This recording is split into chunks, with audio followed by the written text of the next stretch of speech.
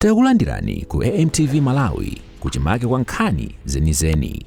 Ngati nkhani imeneyo kuno kulibe, dziwani kuti nkhani imeneyo ndi yabodza. Finance chairperson of the budget committee and all cluster committee chairpersons to be ready with their responses to ensure that they should be delivered within the set time frame.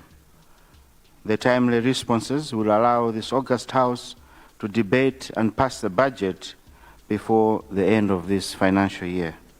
Thank you for your kind attention.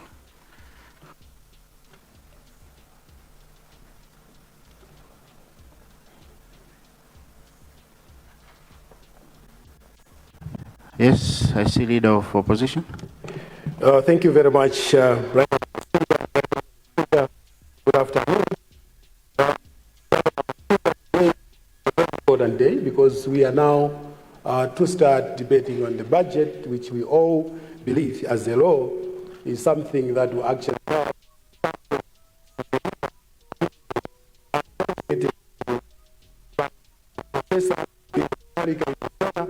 and this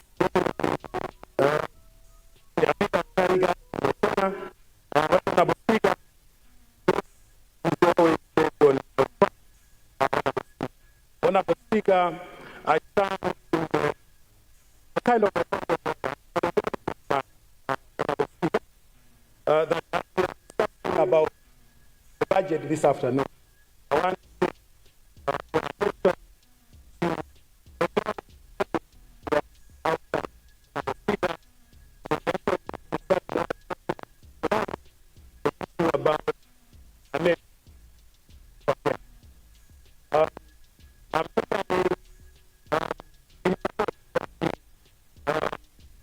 President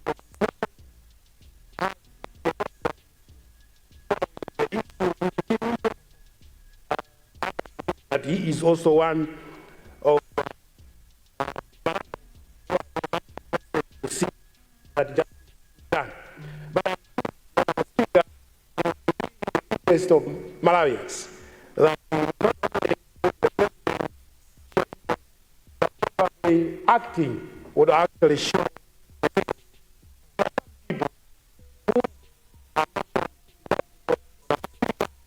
who must be taken to book.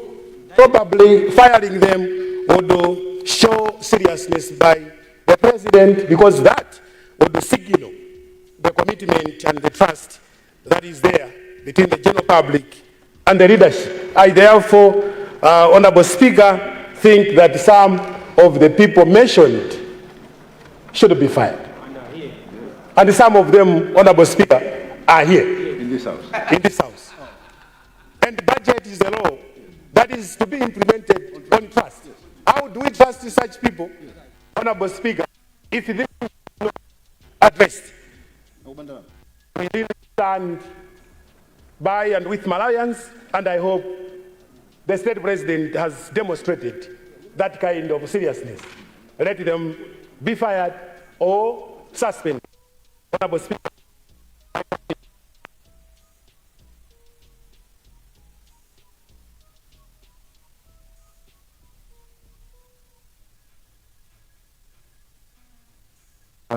Thank you so much. That it is an issue of national importance, and let me also say, it wasn't for Parliament, if it wasn't for a committee, maybe Malawians wouldn't know what they know today. So I understand the importance of this issue, and I have full trust in our public accounts committee. As your speaker, I want you to be rest assured I'm in close contact with the chair and keenly following it up. I think it's best we give them time. They are still interrogating, they're still investigating. Definitely they will produce a report, but they are being given all the necessary support from my office to see the end of this inquiry. So be rest assured We don't want to come out with half-baked investigation. Let the committee continue their good work, complete their work, and they will give a report to this House, which you will also have in your hands. I hope that satisfies you, Leader of Opposition. Yes, Opposition Whip. Thank you very much, Right Honourable Speaker, and good afternoon. Right Honourable Speaker, since we met a few weeks ago, a dark cloud befell us as a House. We lost one of us in the name of Honourable Machinga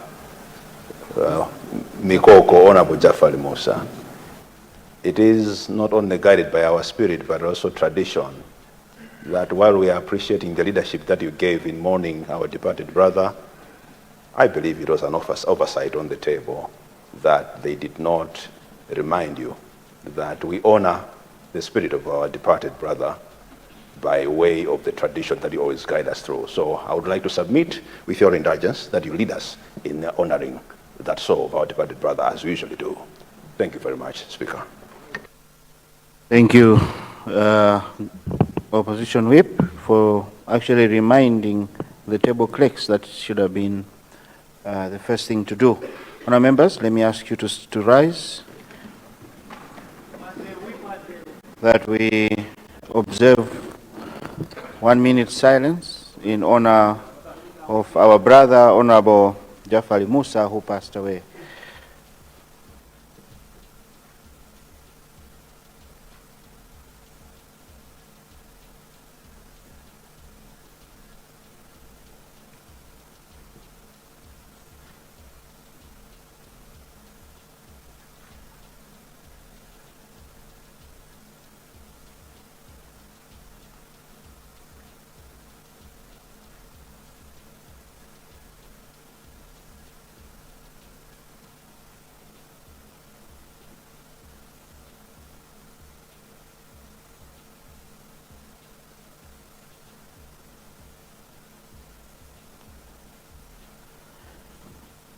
May the soul of our brother, Honorable Jafari Musa, rest in eternal peace.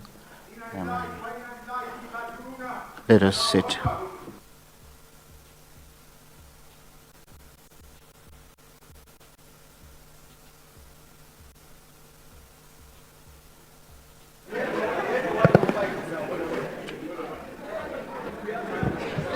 There's Zakasina, what's gone out of order? Good afternoon.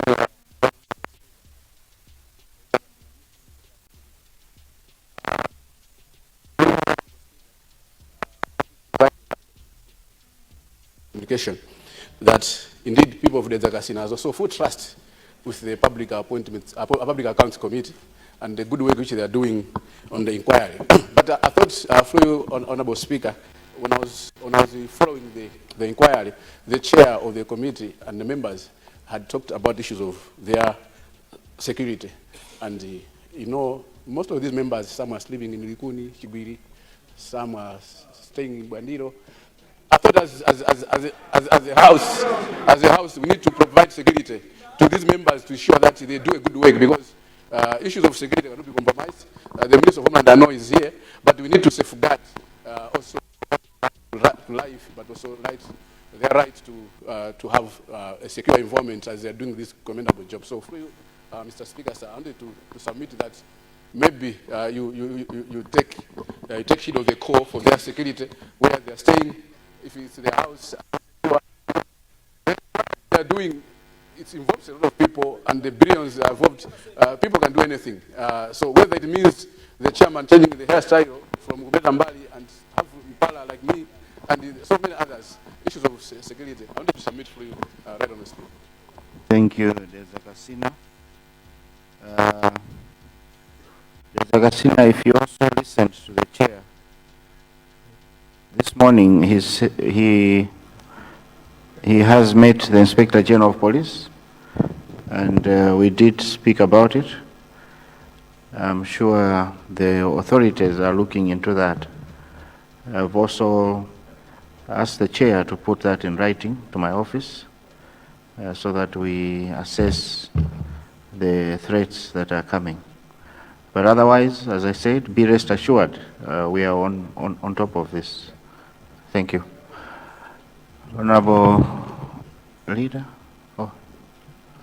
General business, the Leader of the House to move that the House do agree that the Standing Order 1383 be waived in order to allow the honorable members to debate the budget motion as presented by the Honorable Minister of Finance, Economic Planning and Decentralization for 5 calendar days, starting from today, Monday 16th, up to Friday 20th March 2026, instead of 14 calendar days as provided for under Standing Order 1383, to enable the House to pass the budget estimates before commencement of the next financial year. Leader of the House. Right, Honorable Speaker. Before I move with the motion, I wanted to welcome back into plenary all honorable members. To also indicate that as government, we expect a total dedication from all members of the House as we debate the budget and have it passed within the required time frame. That said, Right Honorable Speaker, I beg to move that the House do agree that Standing Order 138 subsection 3 be waived in order to allow honorable members to debate the budget motion as presented by the Honorable Minister of Finance, Economic Planning and Decentralization for 5 calendar days starting from today, Monday 16th up to Friday 20th March 2026, instead of the 14 calendar days as provided for under Standing Order 1383, to enable the House to pass the budget estimates before commencement of the next financial year. Right Honorable Speaker, sir, I beg to move. Thank you, Leader of the House. Honorable members, I now put the question as moved by the Leader of the House. Those of that opinion say aye. Those of the contrary opinion say no. The ayes have it and the motion is carried. Government business, budget motion.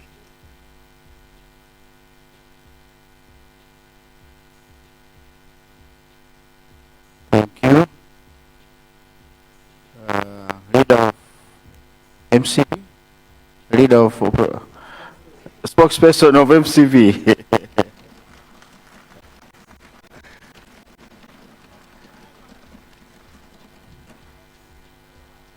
I thought Honorable would have said amen. Please proceed.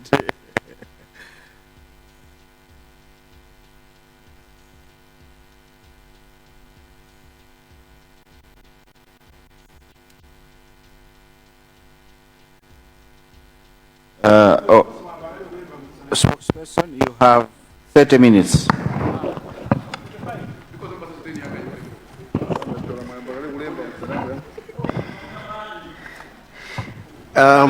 Thank you so much, Right Honorable Speaker. Mr. Speaker, I feel greatly privileged this afternoon to respond to the 2026-2027 budget ever presented by the Honorable Minister of Finance, Economic Planning and Decentralization, the man I esteem and sincerely congratulate on his appointment as our Chancellor of Exchequer. Mr. Speaker, sir, I humbly carry out this responsibility on behalf of the mighty Malawi Congress Party, the founding party of our nation, and I do this with immense gratitude to His Excellency Dr. Lazarus Mcp Chakwera, the President of our party and the 6th President of our nation, for appointing me, among many other capable colleagues, as the party spokesperson on finance, economic planning, and decentralization. I also feel greatly indebted to the Right Honorable Leader of Opposition for his trust and confidence in me. Mr. Speaker, sir, I must acknowledge the fact that the responsibility that I have this afternoon is quite heavy. Heavy in the sense that I will be speaking for the party that was recently in power.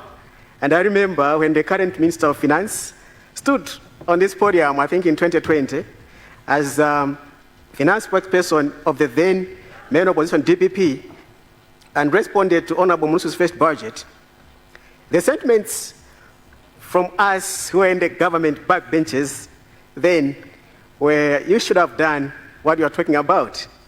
It is very normal, Mr. Speaker, sir, if others would have the same sentiments this afternoon. However, Mr. Speaker, sir, I believe that our benchmark as a nation must never be yesterday's performance. Our benchmark must be our potential as a country. Mr. Speaker, sir, trend analysis of the macroeconomic fundamentals revealed that the indicators began to head south from 2019-2020 fiscal year. It was in the 2019-2020 fiscal year that we saw our GDP growth rate plummet from 5.7% to 0.8%.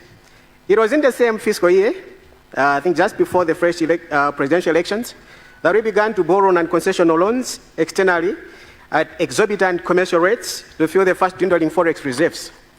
As COVID continued to ravage both our lives and our economy, the economy literally came to a halt. Most businesses, Mr. Speaker, are closed. And I remember even church services were being held virtually. Jobs were lost, incomes dropped, and consequently government revenues dipped and borrowing became inevitable to keep the operation services going. Geopolitical conflicts, namely the Russia-Ukraine war, just as we now have the Iran war, which we must keep an eye on, disrupted the supply chains adversely, affecting our economy, and so did the climatic shocks and yearly cyclones. Mr. Speaker, sir, despite the fact that my party is now in opposition, I do not stand here and respond to the new government's first full budget from a place of bitterness, but from a place of patriotism. For some of us, there is only one flag that matters and takes preeminence over all others, the one with the rising sun, and it is our feeling that this sun has stayed long at sunrise since 1964. It's high time it moved on to a greater and brighter day. We must therefore begin to have an honest conversation about the economic trajectory of our country, because as long as GDP growth rate remains below 6%, we should forget about graduating into a middle-income country. So we will commend the leadership where they are doing well with sincerity. We will also constructively criticize where we need to do better as an economy from a place of patriotism, and we will give recommendations as compatriots hoping for a better future as we move towards 2063. Mr. Speaker, sir, let me begin by acknowledging that Malawi stands at a critical economic juncture. Our country remains in a phase of macroeconomic instability characterized by high inflation, exchange rate pressures, food insecurity, and an unsustainable public debt. The Honourable Minister has presented a confident narrative of recovery. Of course, leadership demands optimism, and confidence can indeed build trust. Yet public policy must balance ambition with realism. It is in that spirit that we raise serious concerns regarding the realism financing framework, debt sustainability, and tax burden being placed on Malawians. Macroeconomic context optimism versus reality. The Honourable Minister projects that GDP growth is at 3.8%, and of course, the fiscalized growth, GDP growth is at 4.1%, which is the average for this year and 2027. Inflation declining to 15%, fiscal deficit reduced to 9% of GDP, nominal GDP of 31.5 trillion. However, the current macroeconomic landscape suggests caution. Inflation remains elevated at 28.5% in 2025. Broad money growth stands at 38%. Trade deficit is approximately $2 billion US. Public debt has reached 23.9 trillion. Mr. Speaker, sir, inflation cannot sustainably decline while money supply growth remains excessive and fiscal deficits remain large. Stability cannot be projected without addressing structural imbalances in fiscal operations, monetary expansion, and external sector. Overall assessment. Mr. Speaker, sir, this budget is bold in numbers, but fragile in financing. It rests on aggressive revenue assumptions, optimistic grant inflows, continued heavy domestic borrowing, high interest payments. The external sector remains the binding constraint. Without sustained export growth, the current account deficit will persist. Exchange rate pressure will continue. Inflation will remain vulnerable. Monetary policy will stay tight. Growth recovery will be fragile. Exchange rate pressure will persist, and yet devaluing the currency without fiscal discipline has historically undermined stability. Exchange rate reforms must therefore be accompanied by fiscal restraint. Appropriate policy sequencing is very critical in this case. We, however, take note, Mr. Speaker, sir, of the commendable efforts that the Honourable Minister of Finance, Economic Planning and Decentralization is taking, particularly on fiscal consolidation, trying to reduce the fiscal deficit, and attempts on debt restructuring, fiscal discipline and austerity measures. We want to commend him from this side. And you know, Mr. Speaker, when the commendation comes from this left side of the aisle, you know that the commendation is out of sincerity. We want to sincerely commend him. Overly ambitious revenue projections. Mr. Speaker, sir, government projects revenue and grants of 8.1 trillion, representing 48.8% increase. Domestic revenue alone is projected to rise by 44%. We must ask, is the economy growing at 44%? Has productivity surged at comparable rates? If not, such revenue growth can only come from aggressive taxation or exceptional administrative efficiency, yet proposed measures rely heavily on VAT adjustments, pay increases, transaction levies, and high user fees. This amounts to increased tax pressure on an already strained economy where households face high food prices, high borrowing costs, and declining real incomes. Such strategy risks suffocating private sector recovery. Rising dependence on grants. Mr. Speaker, sir, grants are projected to increase by 70% to 1.6 trillion. Yet global official development assistance is tightening, and Malawi remains in debt distress. If disbursements fall short, the financing gap widens. Domestic borrowing increases, monetary accommodation pressures intensify, exchange rate and inflation risks rise. The realism of these grant projections must therefore be scrutinized. Heavy reliance on domestic borrowing. The projected deficit stands at 2.8 trillion, 9% of the GDP, with limited concession external financing. Most of this deficit will be financed domestically. Interest payments alone amount to 2.7 trillion, nearly equal to the deficit. Statutory expenditure absorbs 80 to 90% of domestic revenue. This implies we are largely borrowing to service borrowing. This is not fiscal consolidation, it is a debt spiral. Expenditures structure, consumption over transformation. Mr. Speaker, sir, total expenditure is at 10.9 trillion, dominated by debt interest at 2.7 trillion, wages 1.9 trillion, and pensions and gratuities 296 billion. While development expenditure has risen to 30.9%, which is commendable, a significant share is foreign finance. Delays in disbursements could stall projects and perpetuate instability. Linking the budget to the external sector. Mr. Speaker, sir, this budget must be assessed against Malawi's external constraints. Recent realities include trade deficit of $2 billion US. Historically, low import cover, kwacha depreciation due to excess forex demand and broad money growth at 38%. The critical question is, does this budget materially improve the foreign exchange position? At present, Mr. Speaker, sir, the answer is uncertain. Automatic pricing mechanism, otherwise known as APM. The resuscitated APM ensures transparency and fiscal prudence. However, in an import-dependent economy, which is structurally weak, currency exchange rate changes largely unidirectional, meaning that we tend to depreciate the currency. This feeds into fuel prices. Fuel prices transmit into transport and food inflation. Inflation sensitivity increases. Geopolitical tensions, as is the case now with the Iran war or so, do not support short-term to medium-term decreases in global oil prices. The price stabilization fund could be negatives. This means that we should ordinarily expect an ending upward adjustments to fuel prices. Without structural external reforms, the APM will often result in upward price adjustments. Achieving 15% inflation under such conditions appears extremely ambitious. Mining and export prospects. The restart of Kairegera uranium mine, which was commissioned by the former president, His Excellency Dr. Lazarus Chakwera in 2021, is promising. Mining can improve forex inflows, narrow trade deficits, and stabilize reserves. However, export proceeds must be repatriated. Transfer pricing must be controlled. Royal administration must be strengthened. Rules are only as effective as their enforcement, Mr. Speaker, sir. Inconsistent and punitive tax measures. Malawians are groaning under heavy taxes, and they are afraid, Mr. Speaker, sir, this administration may soon introduce a levy on the oxygen we breathe in. In fact, it's already rumored, Mr. Speaker, sir, that all those that have degrees will now be paying taxes or levies on their degrees every year. Of course, that's just a rumor. And another rumor has it that anyone who intends to get married will have to be paying taxes on the dowry. I don't know how true that rumor is, but Malawians are groaning under heavy taxes, Mr. Speaker, sir. It's as if the Honorable Minister of Finance is a disciple of King Rehoboam. So in the Bible, you find the story of King Rehoboam.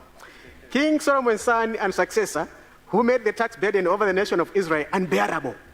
And just like the young king in 1 Kings chapter 12, verse 11, had the audacity to tell the Israelites that while my father placed a heavy tax burden on you, I will make the burden even heavier. While my father scourged you with a whip, I will scourge you with scorpions. The Honorable Minister of Finance seems to be telling Malawians that while President Chakwera whipped you with a simple whip, I will whip you with scorpions. Mr. Speaker, sir, why should government introduce a levy on money transfer? Money transfer. Why should it be a crime transferring funds even between your own accounts? And most of these funds, Mr. Speaker, would have already suffered various taxes because these funds include salaries, sales proceeds, investments, rental income, and diaspora remittances. It is inconsistent, Mr. Speaker, sir, with the government's agenda of financial inclusion and may impede the efforts of reaching out to the unbanked. In fact, even those who are already banked may think of closing their accounts and resort to keeping their money under their pillows. Mr. Speaker, sir, you may have noticed recently that since the announcement of this levy, most banking halls are always full of customers queuing up to make lump sum withdrawals. It's like there is some sort of run on the banks due to this levy. This levy, Mr. Speaker, sir, is coming on top of other exorbitant bank charges and will likely discourage diaspora remittances at a time when we need the remittances more to fix our forex challenges. This levy is retrogressive, counterproductive, and must be scraped off by this House, Mr. Speaker, sir. Mr. Speaker, sir, we have also seen the Honorable Minister of Finance introduce very strange exercise tax on women's beauty accessories, like wristwatches, perfumes, makeup, necklaces, earrings, bangles, bracelets, and others. Well, why does the Honorable Minister seem to have problems with our women looking good?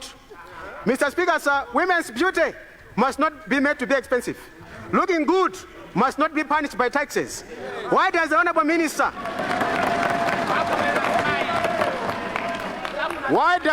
Minister seem to be allergic to women's beauty? What crime have women in this country committed against the Dpp administration? This tax, Mr. Speaker, sir, is tantamount to violence against women and must be reviewed.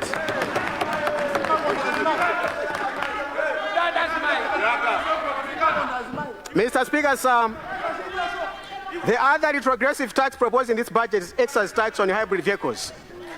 This, Mr. Speaker, sir, does not make sense at all at a time when the country is struggling forex for fuel importation.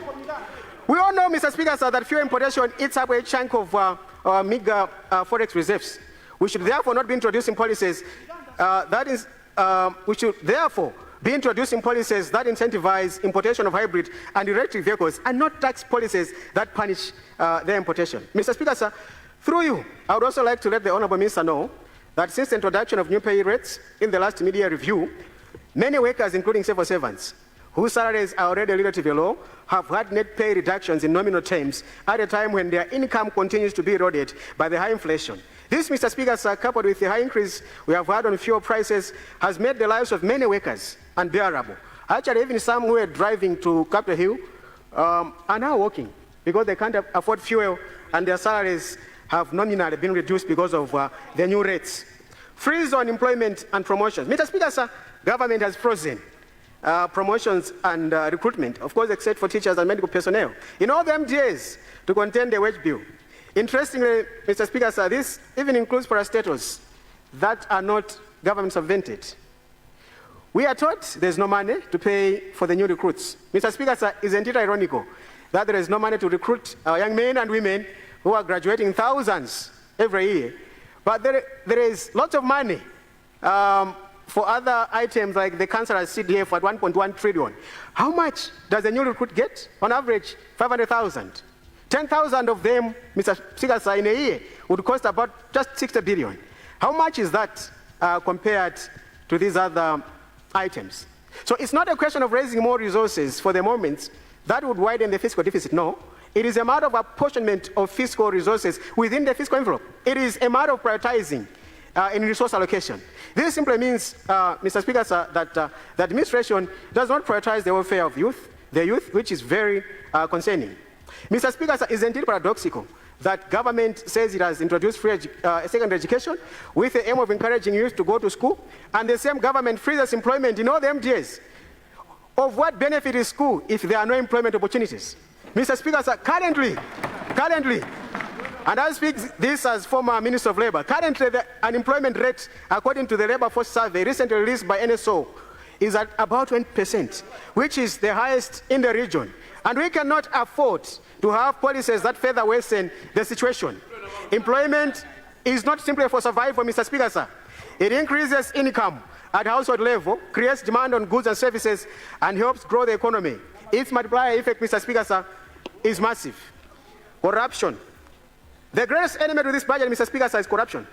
Corruption plunders fiscal resources without mercy. It deprives the public of proper services. It benefits the privileged and corrupt few, while impoverishing the rest. With the heavy tax burden imposed on Malawians, most of whom live on less than $1 a day, it is criminal and immoral for the public purse to keep leaking the way it is. Mr. Speaker, sir, the level of corruption reported in the past 6 months alone is unprecedented. It's not that Malawians expected much change from this administration, but what has shocked many, Mr. Speaker, sir, is the fact that the impunity and corruption has manifested too soon. We are talking of 6 months into the term. You see, even in marriage, rarely do partners in marriage show their toxicity in the first 6 months of their marriage. You don't show your true colors in the honeymoon phase of marriage. No, you don't. It even takes much longer for the couple to show their true colors when they have had to come back together after a divorce, as has been the case with the Dpp administration and our nation. Take, for example, Mr. Speaker, sir, the Amaryllis hotel corruption scandal. Barely 6 months into the term, boom, 98 billion kwacha already gone and shared. And we hear even the remaining balance has also been paid. It's gone. It's already shared as I speak now, Mr. Speaker, sir. And it's appalling, Right Honorable Speaker, how a government doesn't seem bothered with a scandal.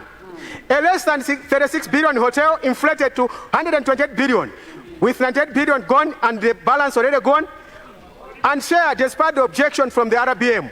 And nobody is arrested, Mr. Speaker, sir. Nobody in authority seems to care. While the Minister of Finance, under whom the Public Finance Management Act places custody of all public resources and assets, nonchalantly looks away. Mr. Speaker, sir, where is the fiscal police on this matter? Where is the ACB on this scandal? Where is FIA on this matter as well?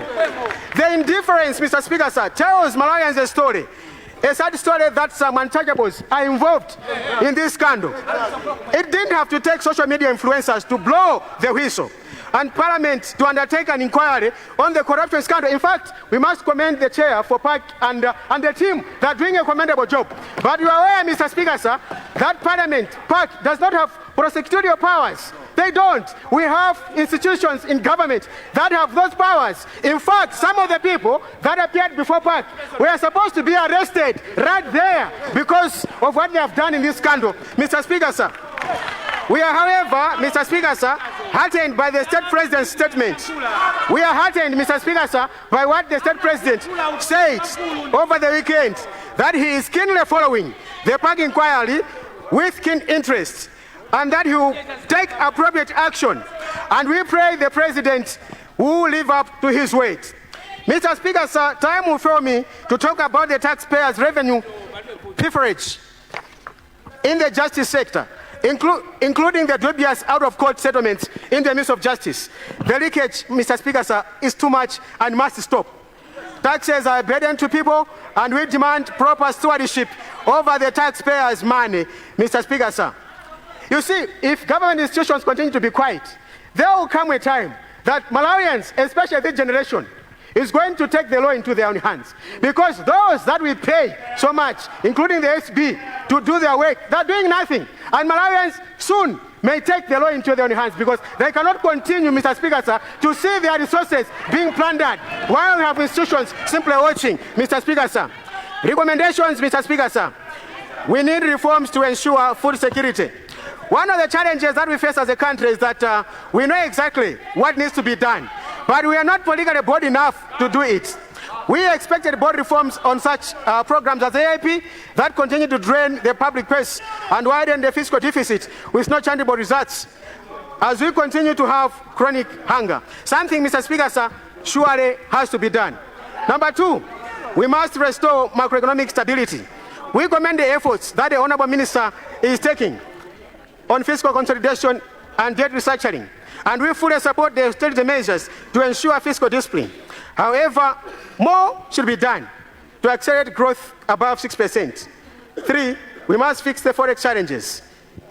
One of the promises of the current administration was that they were going to fix the forex challenges. But you are aware, Mr. Speaker, sir, that we are still struggling to access forex. The steps so far taken to address the forex challenges are quite commendable as well, but we think more can be done in incentivizing and diversifying exports through strengthening regulatory framework for trade facilitation. We must also deliberately invest in areas that will reduce dependence on imports. Mining remains a low-hanging fruit, and we could quickly unlock its potential. Forex challenges could soon be history. Number four, we must continue investing in critical infrastructure that will spur sustainable economic development.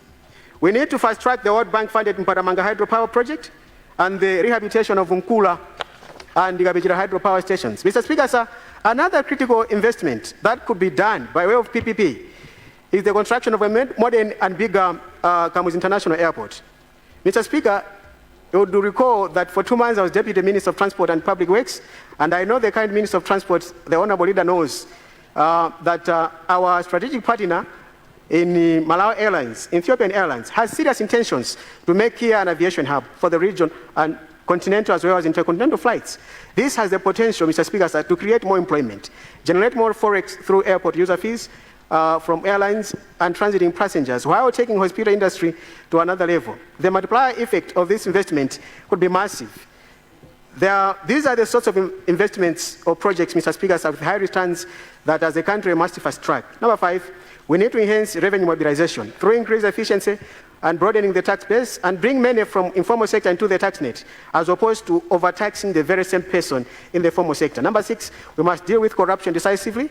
It is a rob of public resources and an enemy to our socio-economic progress. Number seven, to avoid moving in cycles, as we've done in the past 3 decades, since the advent of multi-party democracy, Mr. Speaker, sir, we need to legislate on fiscal deficit to at most 3% of the GDP in line with the SADC threshold.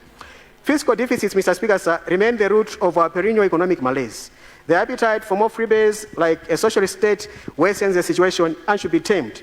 We must learn to live within our means. Mr. Speaker, sir, for a minute, let me break it down. The economic challenges that this country continues to face is as a result of the fiscal deficit. We want to live beyond our means as a country. Even at household level, if you want to be living beyond your levels of income, you get into debt trap.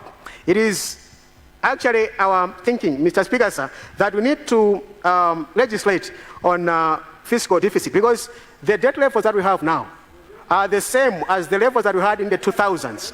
Until in 2005, when when multilateral donors, forgave our debt, we were, I think, in 2006 around 20% of our GDP, and then we began to grow. I think I remember in 2007 we grew by about 9%, the subsequent year 8%, 9%, until we began to accumulate the debt again. And by 2019, it was about 60-something% of the GDP.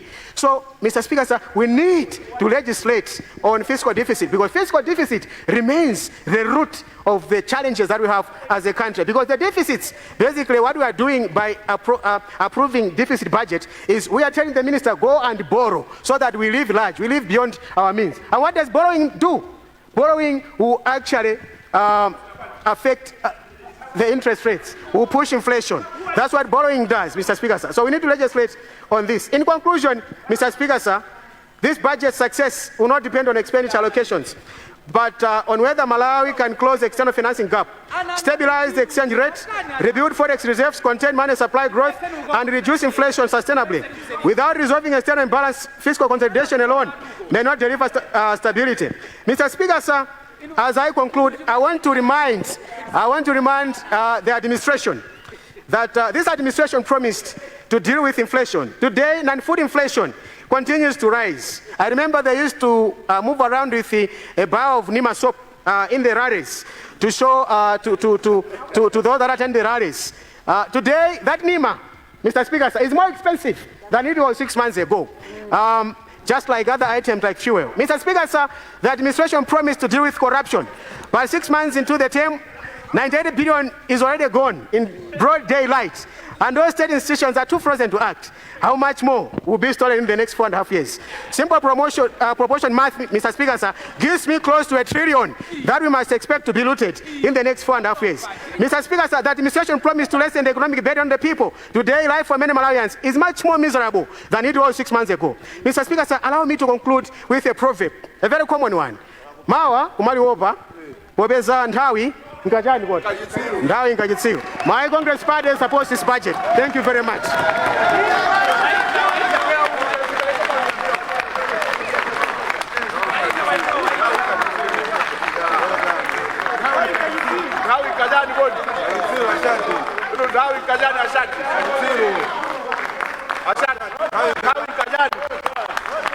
I see Deputy Leader. Deputy Leader. Good afternoon, Honorable Speaker. I rise on a point of correction and a point of order. The Honorable Member who has just resumed his seat was misinforming the nation and disinforming the nation about, and he mentioned in his speech about 98 billion and the Amaryllis case. The case that is under public inquiry. We would want to say this. One, the matter is under public inquiry, and surely it is not right to bring it on the table in the House. Number two, Malawians should know the masterminder of the Amaryllis deal. It is the government of Chakwera. It is Zamba. It is Zamba who masterminded this. And Zamba recruited Kizaso Nyirongo.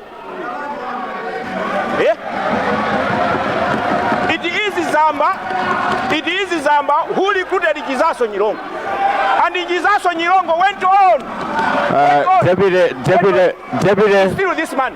Deputy Leader. Mr. Speaker, Can I have order, please? I would want to say this. This side will not. Deputy Leader, let me say this. Order. Can I finish? Can I say something? Can I finish? Please sit down. I will finish. Deputy Leader, avoid mentioning names of people that are not. I will withdraw the names, but I should say that this deal started in the previous government of my Congress party. This former. No. I will mention Zamba. I will mention Zamba again. And it is also Nyirango. I will mention. Now, Honorable Speaker, it is not also true that the Minister of Finance does not administer pension funds. He doesn't administer pension funds. Pension funds, the former Minister of Finance is here, he can actually bear testimony. Pension funds are funds that are managed by fund managers. That money is with the banks. When they are paying, that money is not paid by the Minister of Finance. Now, to allege that the Minister of Finance is at the center of this, that is wrong. So, I want to finish like this. Chair of Public Accounts, call Chakwera to come and testify. Call Zamba to come and testify. We want to know what happened. Thank you very much. We want to know what Thank you.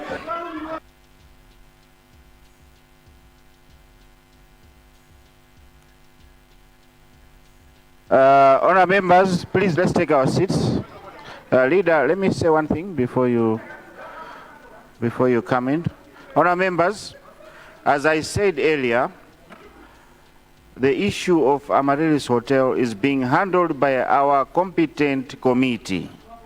I will not entertain any more discussions regarding Amaryllis Hotel in the chamber, and we will wait for the right time to bring that issue when the committee is done. Let us not preempt. What we are doing is totally wrong because we don't know what the committee will come up with and will recommend.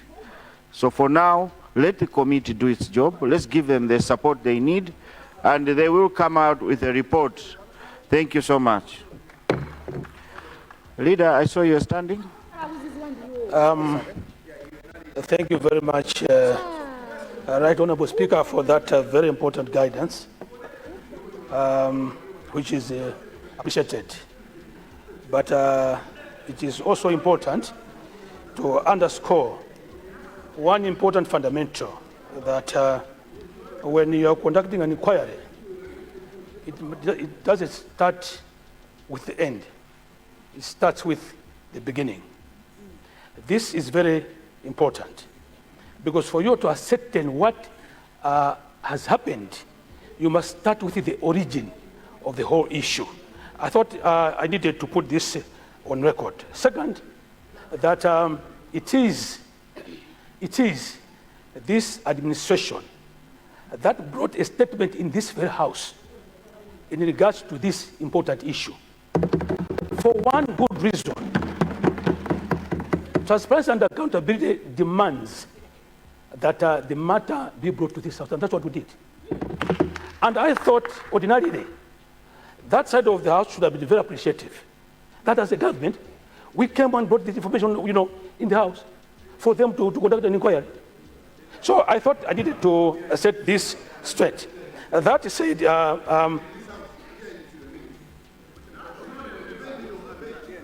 yes, that said, I wanted to indicate one thing, that no one in this house has got the authority or the power to dictate to the president what he must do. The president has spoken, and I listened to the leader of the house, demanding that the president must act and fire individuals. Our president is a professor of law. He does things procedurally. That is why he said he was showing this matter with keen interest. Coming from a learned man, we need to take that word seriously. And therefore, to attempt to influence the president, to make decisions in a rush, that will not happen. This must be put on record. That will not happen. The president will act as and when he deems it fit.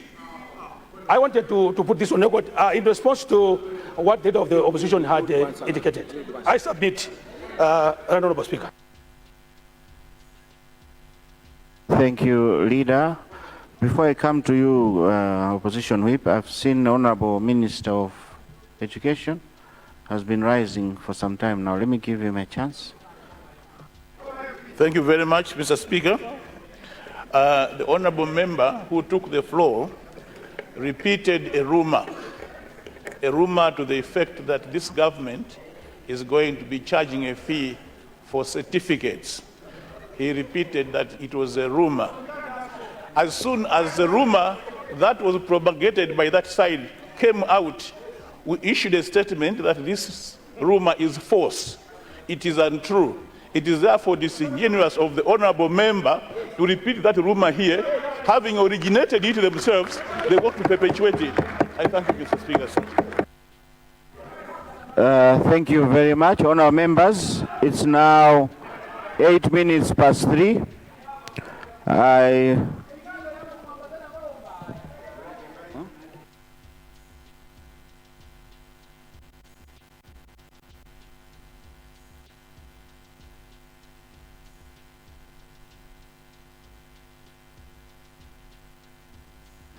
Let me acknowledge, Opposition Whip. Is that a point of order? Yes. Please proceed. Thank you very much, Mr. Speaker. Sir, Speaker, is it in order that as a House we continue debating on the budget, which is a compendium of assumptions whose implementation highly hinges on our ability to collect enough revenue and the ability of those in offices to control expenditure. Both of these hinge on the credibility of the individuals that are charged with that responsibility. Speaker, is it in order that while the budget that we are about to debate on is about money that is to be administered on behalf of the public, we have other huge amounts, as has been mentioned. I know you have ruled, and I'm having that at the back of my mind. But the same individuals, in this case, the Honorable Minister of Finance, who stood in this House and gave assurances that the matter had been discontinued and no payment had been made for the purchase of the hotel. It was said in this House. It's in the Hansards. He said that matter has been discontinued. No payment has been made. It was this House that rose to say, no, Minister, a payment of over 90 billion has been made. Is it in order that we continue to debate a budget that is being entrusted with the same Minister of Finance who can come into this House and feed this House with lies that payments were not made when the matter was continuing? First, Mr. Speaker. Secondly, is to request that the Public Accounts Committee should finalize this matter before we debate the budget. Let the matter be finalized. Let the Public Accounts Committee, that has already shown commitment that they can meet even 24/7 without resting. Can we as a House ride on the goodwill that you and the President have shown? Give this committee time to continue and finalize the investigation into the hotel purchase. Then we return and pass the budget. Thank you, sir.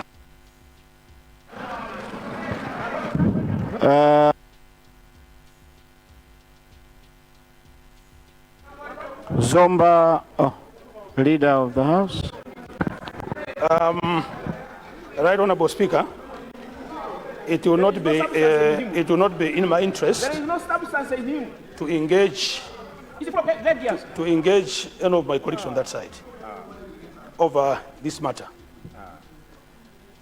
The one that invited the minister to bring a statement in this House was no other than myself. The minister did not, if my memory serves me right, indicate that money had not been paid. All I remember was that he had informed this House that if any money has been paid, it was going to be recalled. And the Reserve Bank wrote a letter to that effect, advising, guiding, directing the pension funds managers to ensure that the money that had been paid should be brought back to the funds. The two are not the same, they're different. To say that the money would be recalled and that has not been paid are two different. We may want to recall the answer. We're all here. But that is what the minister has said in this House. Simple. So to allege that the minister had lied in this House is probably not correct. And it is unfair on the minister. I submit, Right Honorable Speaker. Thank you. Thank you very much. Can I have order? Can I have order? Honourable members, I made a ruling on the issue of the Amaryllis Hotel, and I hope we will not bring it back. Let us not compromise the work of our committee. Some of the allegations being mentioned here, I don't think make sense. We'll just divert the attention of our citizens out there and mislead the committee. But one thing that leader of opposition whip should know is that Amaryllis hotel deal with the pension fund. The pension funds, the leader of opposition sitting next to you should have whispered to you that is not administered by the Minister of Finance. They administer it themselves. They pay who they want without even him knowing. So maybe, Honorable Leader of Opposition, you should pass that message there. Before we divert the attention out there, I just wanted to make it clear, I will not entertain any more Amaryllis Hotel issues here until the committee comes up with a report. I rule again. Yes, Minister of Justice. Right Honourable Speaker. Right Honourable Speaker, this being a House of Record, is it in order? Is it in order for the whip opposition to use the unparliamentary language, referring to the unparliamentary language? Unparliamentary language.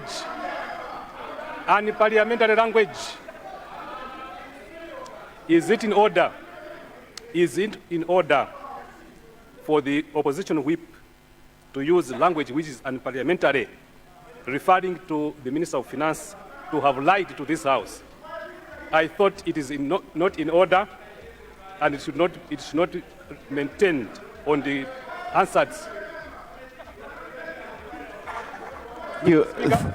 Thank you, Minister. Mr. Speaker, I need. Can I please have order? Order.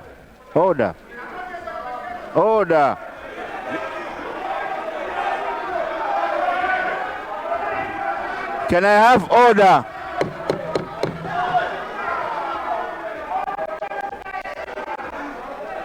Mr. Speaker, sir.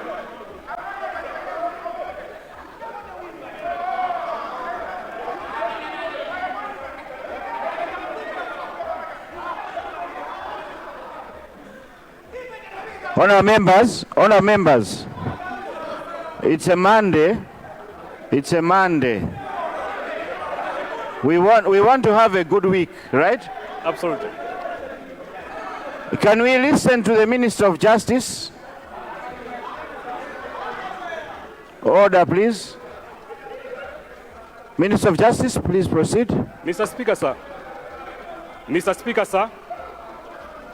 Right Honourable Speaker, I thought this being a House of Record, the record should be corrected, that the opposition whip should not use the word lying against the Minister of Finance. It is not language which should be used on the Hansards of this House. Thank you, Honourable Speaker. Opposition whip, indeed, you did mention lies. You did mention. Kindly withdraw that word so that we proceed peacefully, please. Speaker, the Hansards are very clear. The word lie did not come from me. But I did say that the minister said it in this House. I did not use that word lied. But if it did come out to his hearing that what I said meant lying, then, Honourable Speaker, I withdraw that. Thank you very much, Whip. Yes, Mwanza Central. Thank you very much. Honourable members, can I have order? For the last time, I'm asking for order.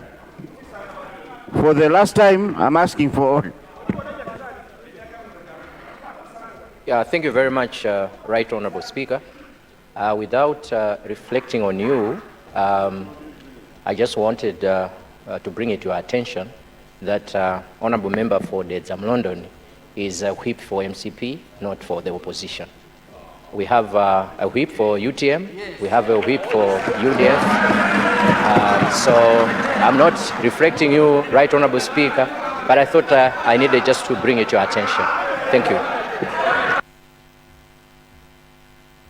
I have taken note of that, and thank you for that correction. Indeed, Honour members, we are now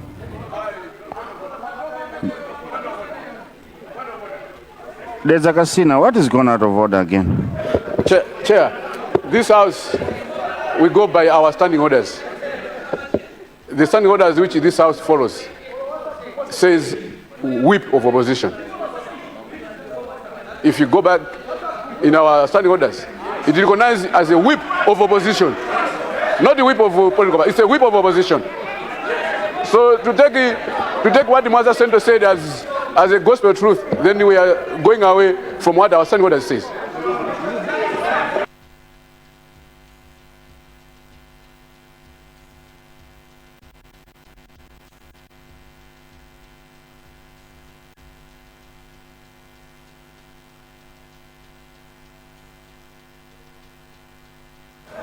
Yeah, there's a casino. If you can I have order.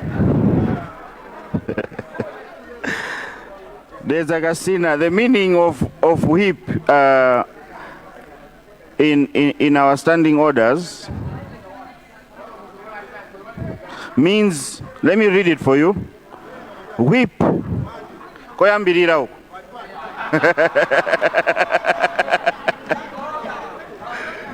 Page 10. Check page 10. Whip means a member appointed by the leadership of a party to look after the conduct of members in relation to business of assembly or committees. So indeed, he is a whip for MCP. Honour members, we are going to break 9 minutes early because I want to give time to the chairperson of the budget committee to present his report, his committee report, once we get back from health break. Therefore, I will suspend the House for health break, and we'll be back at 15:51, 9 minutes to 4. House suspended. Osaiwala kupanga subscribe ku channel ya AMTV Malawi.